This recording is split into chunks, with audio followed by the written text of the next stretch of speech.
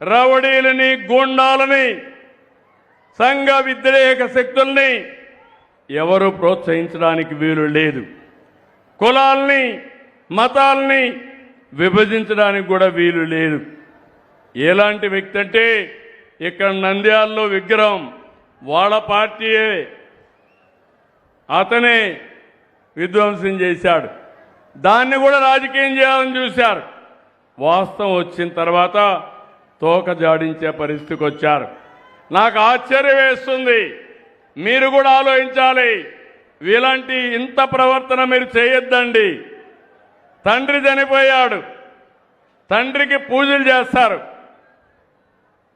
ఎందుకు? ఓట్ల కోసం. తల్లి బతికుంది, తల్లి ఆస్తికి ఆవిడ్ని హింస పెడతాడు. అంటే తల్లికి మాత్రం ఆస్తి ఇవ్వడు, కానీ తండ్రికి మాత్రం చనిపోయాడు కాబట్టి ఓట్లు కావాలి కాబట్టి పూజలు చేసే పరిస్థితికి ఉన్నాడు. అవునా కాదా? అవునా కాదా? అవునంటే చేతులు పైకెత్తండి. మీకు ఇలాంటి కన్నబిడ్డలు కావాలని అడుగుతున్నా. తల్లిని గౌరవించలేని వ్యక్తి. నేను ఈరోజు పెట్టాను, తల్లికి వందనం పెట్టింది. పిల్లల్లో శాశ్వతంగా తల్లులంటే గౌరవం ఉండాలని. ఎంత పెద్దయినా తల్లి తల్లే, బిడ్డ బిడ్డే. అవునా కాదమ్మా? ఇలాంటి వారసత్వాన్ని, ఇలాంటి పనులు చేయాల్సిన వ్యక్తుల్ని మనకు కావాలని అడుగుతున్నా. మళ్ళీ చెప్తున్నా, రాయలసీమలో వాళ్ళు రక్త చరిత్ర రాశారు. నేను ఈరోజు రాయలసీమలో కొత్త చరిత్ర లిఖించబోతున్నా. అదే రాయలసీమ రతనాల సీమ.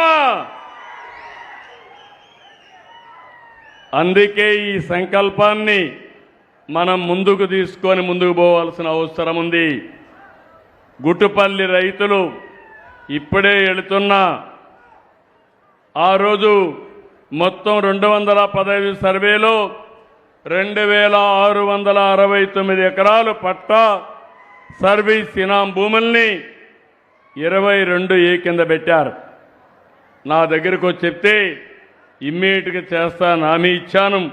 ఈరోజు వాళ్ళందరికీ 2074 ఎకరాలు ఏదైతే ఉందో 22 ఏ కింద తీసేసి 897 మందికి పట్టాలు అందజేసి శాశ్వతంగా విముక్తి చేస్తున్నామని మీ అందరికీ హామీ ఇస్తున్నాను. ఇలాంటి 1-2 సమస్యలు కాదు, అనేక వందల సమస్యలు పరిష్కారం చేస్తున్నాం.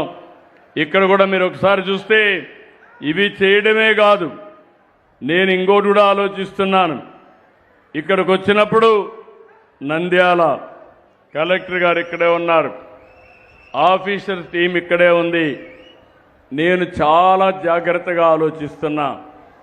నేను ఒక యజ్ఞమారిగా చేస్తున్నా.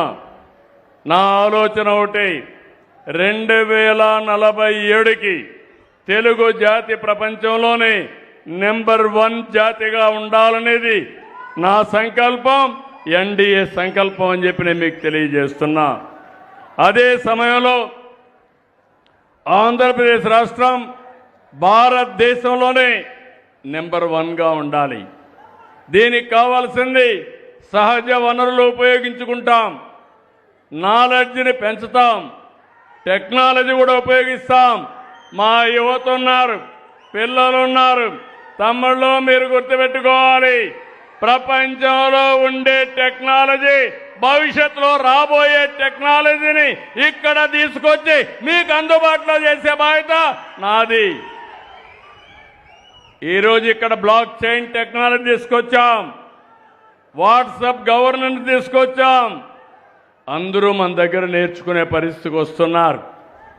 ఏఐ వచ్చింది, విశాఖపట్నంలో డేటా సెంటర్లు వస్తున్నాయి.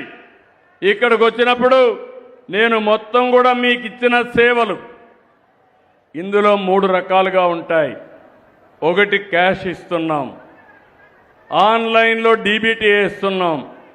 రెండోది మీరు చూస్తే పేదల సేవలో పింఛన్లు మాత్రం ఇంటింటికి వచ్చి ఇస్తున్నాం. వాళ్ళు బ్యాంకులో తీసుకోలేరనే ఉద్దేశంతో కొన్ని కైండ్ ఇస్తున్నాం. ఈరోజు రేషన్లో రేషన్ షాప్లో ఇస్తున్నాం. అదే మరిగా అన్నా క్యాంటీన్లో అందరికీ భోజనం పెట్టే ఏర్పాటు చేశాం. ఇలాంటి కైండ్ ఇస్తున్నాం. ఇంకో పక్క సేవలు అందిస్తున్నాం. క్యాస్ట్ సర్టిఫికేట్ కానీ, నేటివిటీ కానీ, అడంగులు కానీ ఇలాంటి చాలా ఇస్తున్నాం. ఆర్టీసీ బస్సుల సేవలు, అక్కడ పరిశుభ్రత కూడా చేస్తున్నాం.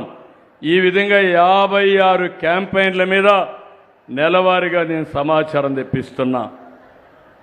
ప్రతి అధికారి యొక్క పనితనాన్ని ఎప్పటికప్పుడు బేరే చేస్తున్నాం. వాళ్ళందరికీ అప్రమత్తం చేస్తున్నాను. నేను ఇక్కడ మాకుండే అధికారులకు ఒకటే విజ్ఞప్తి చేస్తున్నా, మీరు రాబోయే రోజుల్లో ఎక్కడున్నా ప్రజలు చెప్పిన అభిప్రాయం ప్రకారం మీకు గౌరవిస్తా. బాగా లేకపోతే నేను ప్రజల పక్షాన ఉంటాను తప్ప మీకు సహకరించనని మరొక్కసారి అందరికీ విజ్ఞప్తి చేస్తాను.